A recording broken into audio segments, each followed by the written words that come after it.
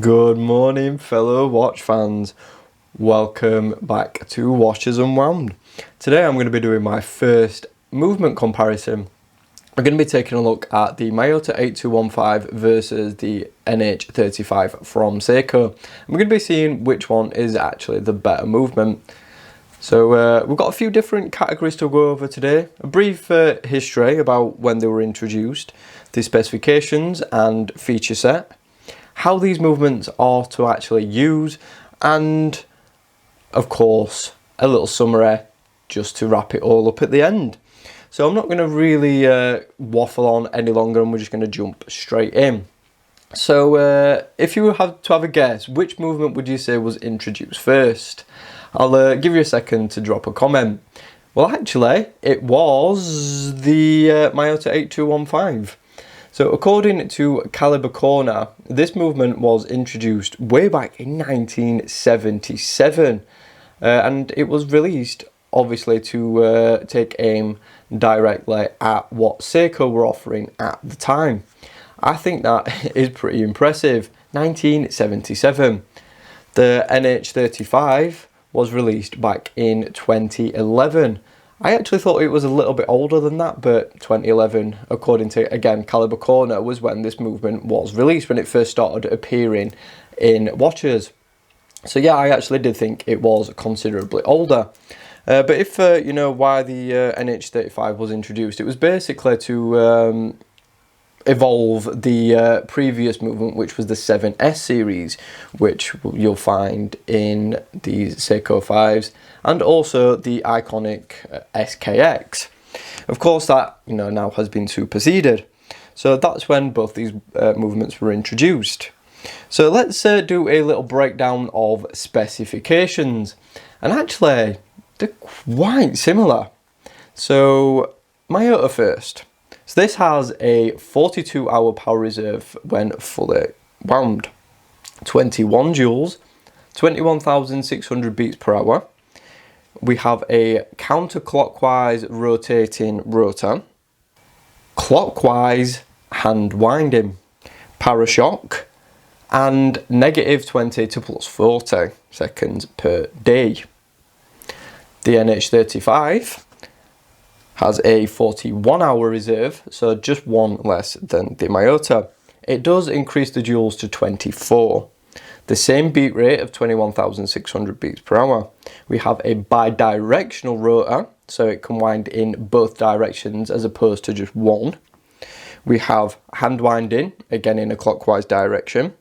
Diashock, the same quoted accuracy of -20 to +40 seconds per day, so it's exactly the same. Usually they'll both run way better than that. And then of course the NH35 includes hacking, which this does not. So they're all the features and specifications out of the way. So let's just do a little bit of a deep dive into, well, how these movements actually feel in use.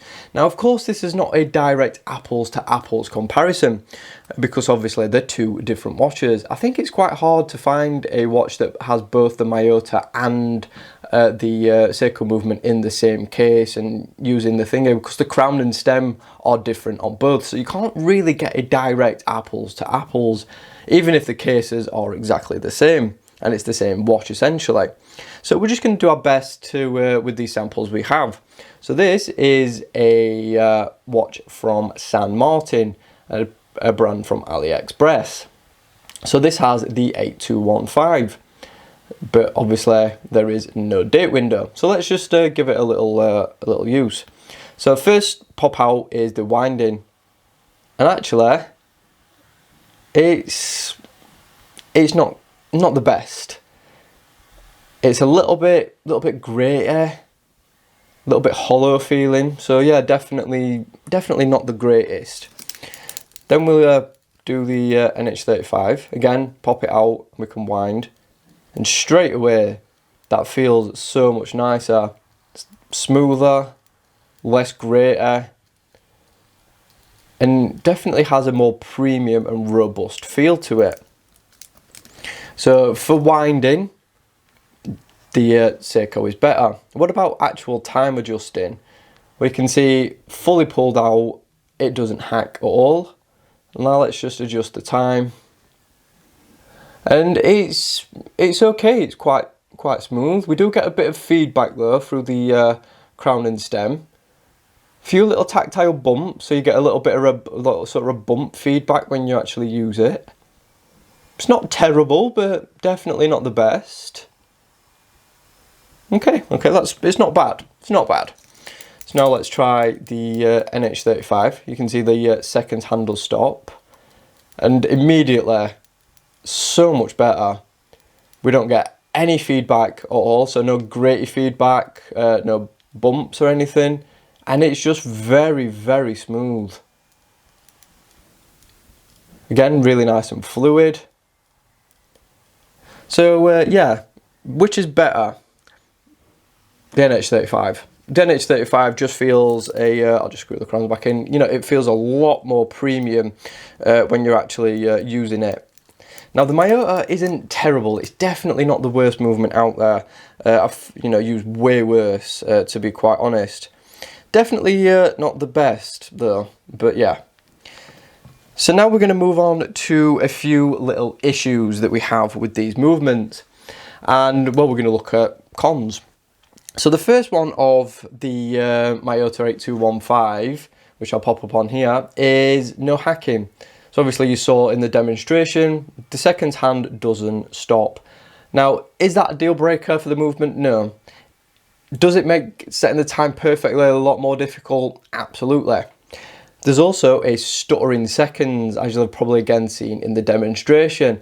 That means that the second hand has a little bit of a stutter when you're actually using it. Again, something you don't get with the Seiko. We also have a ridiculously loud rotor.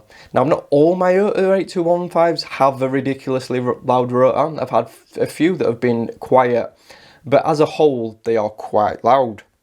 And the last sort of negative about these is they're not the nicest looking movement.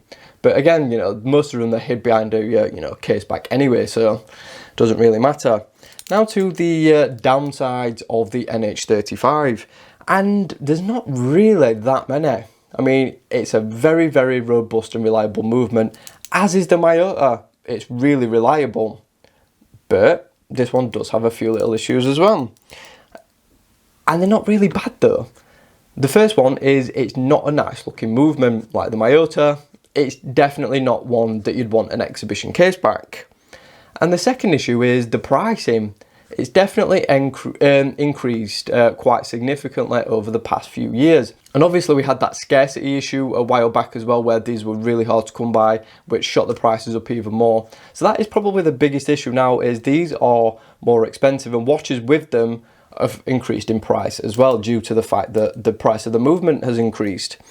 So to summarize, which is the better movement out of these two? And I think it's pretty clear out of these two which is the better movement. We've got the older Miyota, the newer Seiko, and of course, you know, the NH35 is the superior movement. I mean, it's more widely used, widely adopted, just because it's such a workhorse.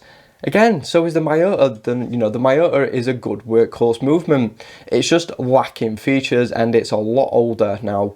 The architecture, a lot older, and you know, you can just tell. Also, Parashock is not as good as Diashock in my opinion either. So yeah, that is another little drawback. So yeah, the winner today, the NH35, better spec just about all round, and way better to use on a daily basis. So do you agree? Let me know.